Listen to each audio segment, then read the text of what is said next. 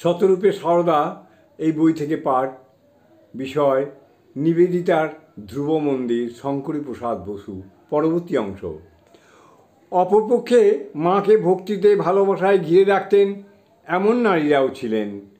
তারকাবৃত চন্দ্রমার মতো মাতৃমণ্ডলীর দ্বারা বেষ্টিত হয়ে মাতা দেবী থাকতেন। গোলাপ মা, যোগিন মা, লক্ষ্মী দেবী, সর্বোপরি গোলাপের মার অনেক কথাই নিবেদিতার পত্রে ও রচনায় ছড়িয়ে গেছে।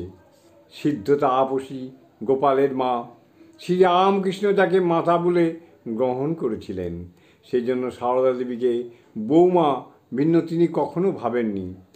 তার বিষয়ে অপরূপ ভাষায় বিস্তারিতভাবে নিবেদিতা লিখেছেন।